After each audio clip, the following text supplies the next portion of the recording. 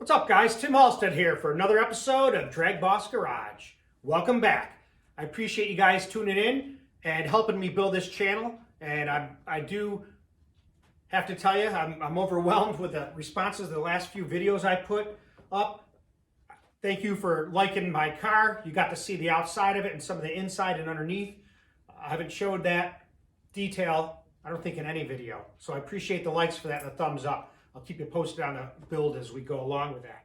I also want to thank everybody for watching, liking, and commenting on that last video I put up on the Cleveland oiling system. Oiling truths and more. I got a lot of replies and comments on that. And it's unbelievable. Because no one's really dissected this oiling system and shown you what the issue is. And that issue of deburring these big areas, that doesn't just go with a Cleveland. It can go with any block, any make. Those are things, little things you look in for detail when you're building something to get the most out of your combination. So I thank you for that. A lot of guys have sent me replies and messages in regards to what they do to help the Cleveland survive at high RPM.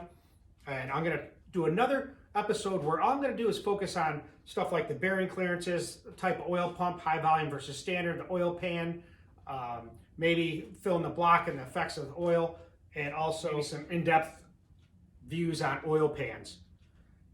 Someone asked me about the Hank the Crank system. Here's one right here. This is an original Hank the Crank priority oiling system where this goes into the galleys. I'll show you on the video. I won't get into it now, but it's pretty darn cool. It almost makes a priority oiling for a Cleveland. And some people have gone as far as making it priority by sealing off some of the galleys and letting the direct oiling work on the mains. I'll share with that later. This episode, I want to concentrate on the fuel system of the car. I want to give a big shout out to Orm Brothers. Johnny Orm is a great guy. They hooked me up with a PTF hose. PTF hose is cool in the fact that the gases don't permeate through the outside of it. You don't have the smell in the garage, and it seals it better, and it's easy to work with. That's another bonus. And I'll show you a couple things I've learned on doing the hose, because we're going to do a hose demonstration at the end of this video. I want to give a big shout out to Billy Ray Morgan. You've seen him on the other episodes. My kids call him the Wizard. He hooked me up with that mechanical fan, that flex fan that I may use on the Pro Stock motor. I have the electric Mr. Gasket drive, so I can really make it look period correct. So thanks, Billy Ray Morgan. Another shout out to Rusty Glidden. I talked to him last week. He's doing well. The prayers helped. I also want to tell you that he did tell me that Bob never used an engine stand on any of the motors. He actually told me the process of taking it apart and putting it together in detail. He never used an engine stand until he went up and started working for Schumacher, doing the funny car stuff and the pro stuff in that respect. Maybe even Cunningham. Then they used engine stands because everybody else did, but I wanted to throw that out there. I also want to give a shout out to Patrick from Pro Systems. Thanks, Patrick. He supplied me with the carburetor that we're going to use to dyno test here. I used to run his 4150. Now I'm running the King Cobra, which is 1120 CFM. It's pretty wicked cool. I'll show you some detail, and then we'll get to the PTF hose. Here's what I used to run, this stuff. It's a braided type fuel hose. It's cheap. It's probably from China. I told you I had some problems with their fittings, with them leaking. There's a video up there. Don't risk your life on Chinese fittings, and that's the truth. But I use this type of braided hose. Now, one thing I learned about it, it's not as easy to work with as PTFE. That stuff's a breeze to work with. It's pretty easy to flare. I'll show you. But what I wanted to show and point out, because you may have this here on your own car, I had this hose kind of bent up like this to go up to the pressure regulator. That's it. Looks like a pretty smooth bend, okay? Look at this. Here's the hose here.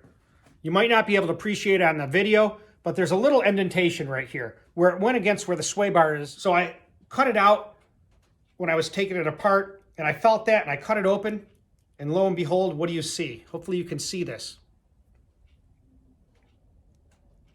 Look at that. That's probably a 40% restriction right there. And I didn't even know it. So those are the little things that make a difference. So check out your own car and see if you got any kind of issues like that. Let's look at the carburetors that we're going to dyno in this 409.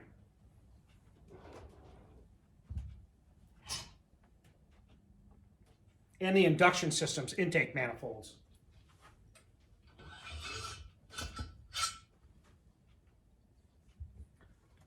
So for those who are just coming aboard, let me kind of give you a recap of where we're at. When I dynoed that 408, which was, it made 752 at 7,600.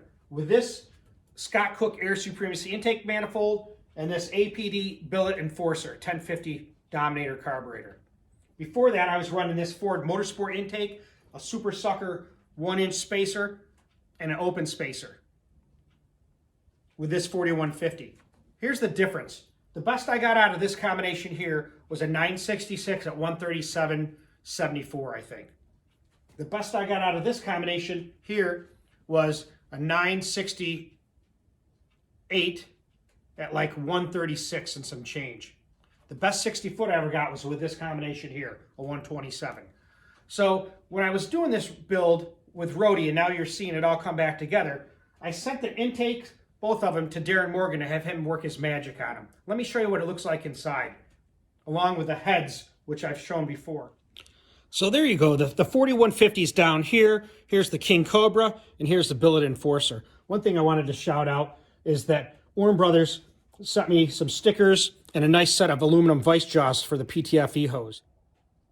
I also want to know that if you order something from Orm Brothers and you mention my name, DragBoss, they're going to give you, I'm not sure if it was 15%, but they're going to give you a discount. So don't be afraid to call them up and talk to them. Now here's the intakes, the Air Supremacy.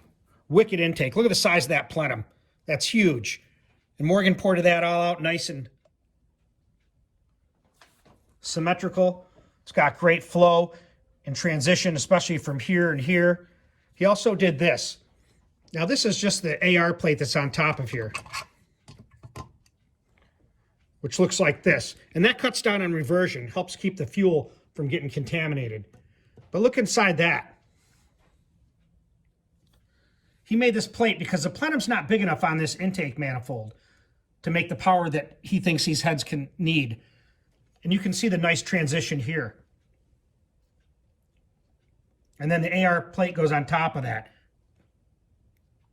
Here's the Pro Systems bypass regulator. And here's a picture of the hose. Look at that. That's almost 50% restricted. Like I said, looks like a carotid artery that's got disease in there that they clean out or put a stent in. So let's get making that PTFE hose assembly. So when I cut the PTFE hose, you can use, there's all kinds of different cutters. You can buy a good cutter for 45 bucks that can just, like a big pair of pliers or tin snips, can snip right through here. You can use a cutoff wheel. I just have a bandsaw and I think it works really well. It doesn't fray the braid very much and it does a real good cut. You just got to make sure that you got it so there's no load on it when you're going through the blade. You take your time and let the blade do its work. Make sure you got your safety glasses on, your hands are away from the blade when you activate it. Start the saw up and be careful, never force it. Let the saw do the work for you.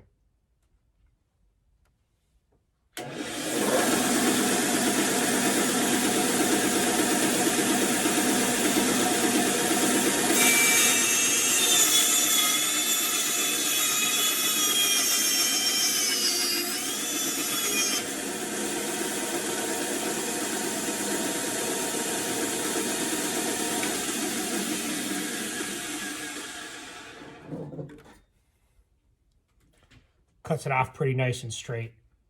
And then the tools that I use, and I showed you, I may have showed you, a little black screwdriver here that I use to peel away the braided hose.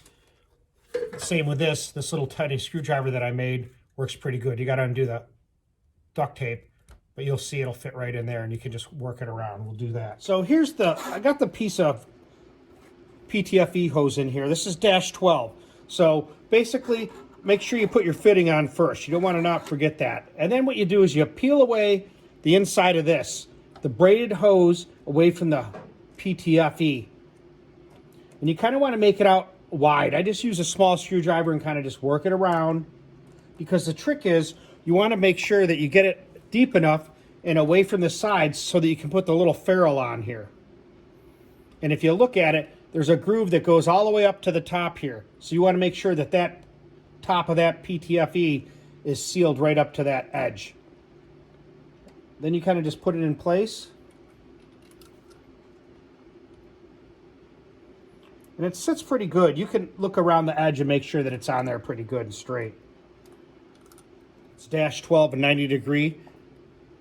So I spray a little bit of lube on here.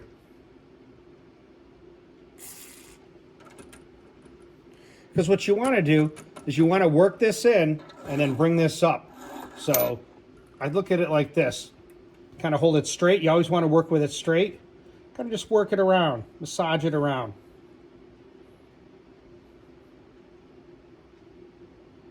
Nice and easy. And you can see it's going in there. It's a little work. But you can see that now that it's sitting pretty flush, almost right to that ferrule. There. So watch out, because you'll get your fingers caught in here. But you just want to bring this back.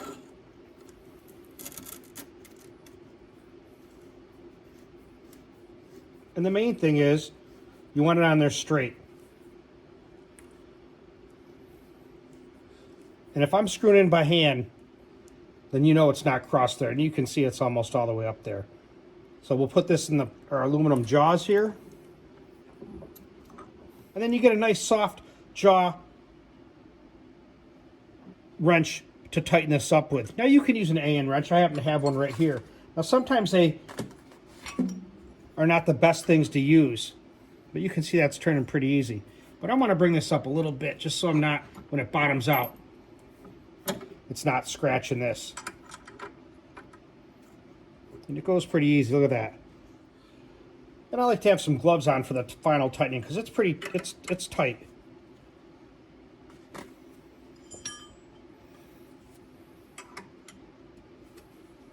Main thing is to just do it nice and easy.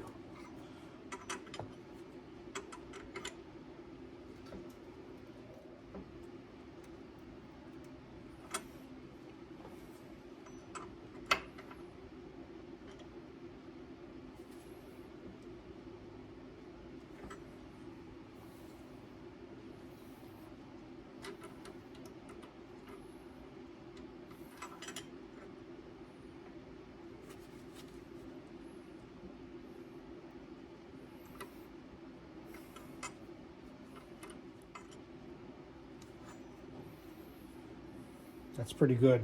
I don't want to go any more than that. That still swivels a little bit. The fittings still look like new. No scratches. I'll tell you, Johnny told me that these aren't the greatest things to be working with, the wrenches. They're not that strong and they can scratch the fittings. He said use just a soft, regular, open-ended wrench that's soft jaw, like a Snap-on or Matco, some high quality stuff. There it is. It's all ready. Looking good. -12 from the cell to the pump, baby. It's going to be choice.